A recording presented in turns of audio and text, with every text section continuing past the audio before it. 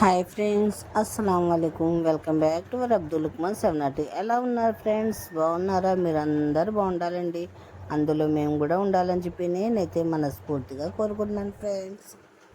ఇవాళ మన వీడియోలో మన రెసిపీ వచ్చేసి కూర్మా బిర్యానీ అంటే వెరైటీగా ఉంది కదా.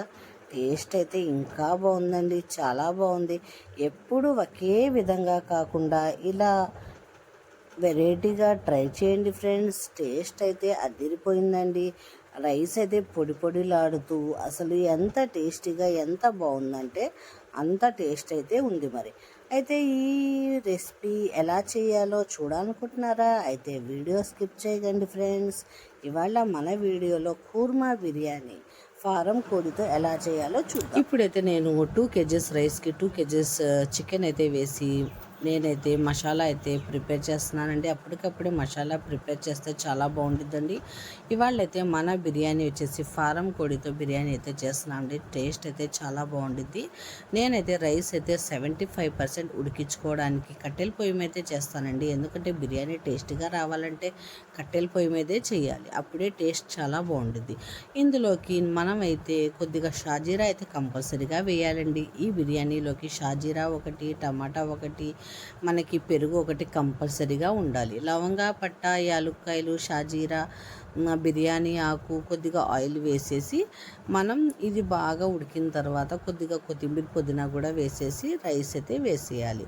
ఈ రైస్ 75% ఉడికేదాకా మనం చికెన్ అయితే కొద్దిగా అల్లం వెల్లుల్లి పేస్ట్, ఉప్పు, కారం, పసుపు, కొద్దిగా నూనె, కొద్దిగా మసాలా, కొద్దిగా పెరుగు వేసేసి చికెన్ అయితే మనం 7-8 విజిల్స్ అయితే కుక్కర్లో పెట్టేయాలండి. ఆ వీడియో అయితే స్కిప్ అయిందండి. ఇప్పుడైతే నేనైతే చికెన్ అయితే ఉడికిచ్చేసుకున్నాను. ఈ రైస్ కూడా మనకి 75% ఉడికిపోయింది.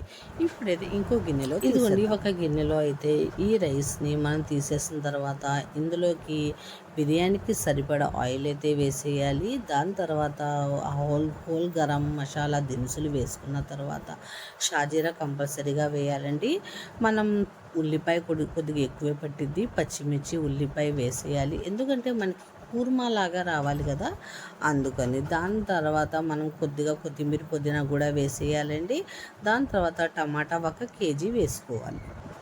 1 kg టమాటా వేసేసి అసలు మనకి టమాటా కనపడకుండా బాగా మగ్గిపోవాలండి. దాని తర్వాత అల్లం వెల్లుల్లి పేస్ట్ వేసుకోవాలి.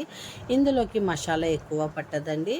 చూసారా, మసాలా కొద్దిగా ఫ్రై అయిన తర్వాత ఇందులోకి 1 లీటర్ పెరుగు అయితే వేసేస్తున్నాను. చూసారా, మనకు కనపడుతుందా అసలు అంతా.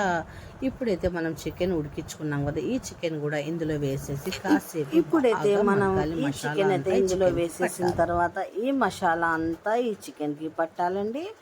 ఇలా కొద్దిగా వాటర్ డ్రై అయిన తర్వాత మనం దీనిపైన చూసారా, ఇప్పుడు వాటర్ డ్రై అయిపోయింది కదా, ఇప్పుడు మనం దీనిపై నుండి రైస్ అనేది వేసేసుకోవాలండి. లేయర్స్గా వేయాలి రైస్ పొడి పొడిలాడుతూ.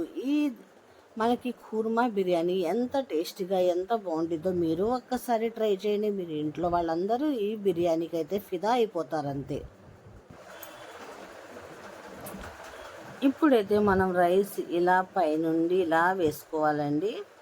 వేసుకున్న తర్వాత దీనిపై నుండి మనం గ్రీన్ కలర్, ఫుడ్ కలర్ ఉండేది కదా, గ్రీను రెడ్ రెండు వేసుకుంటే మనకి రైస్ తీస్తుంటే గ్రీన్ రెడ్ 2 కలర్స్ వచ్చి చాలా బాగుండిద్దండి. ఇలా సరిగ్గా చేసుకున్న తర్వాత కొద్దిగా పాలలో కొద్దిగా గ్రీన్ కలర్ వేసి ఇలా వేసుకోవాలి.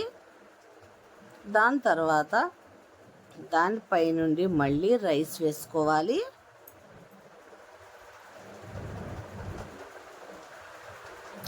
చిన్నపిల్లల నుండి పెద్దవాళ్ళ దాకా ఎంతో ఇష్టంగా బిర్యానీలు తింటారు కదా, ఎంతో ఇష్టపడతారు కదా.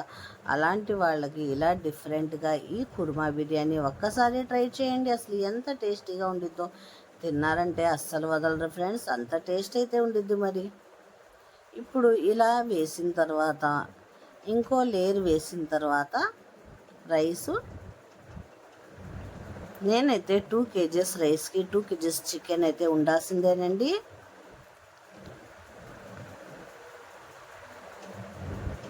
ఇలా సర్వ్ చేసుకున్న తర్వాత దీనిపై నుండి రెడ్ కలర్, ఫుడ్ కలర్ వేయాలి కొద్దిగా పాలల్లో కలిపి.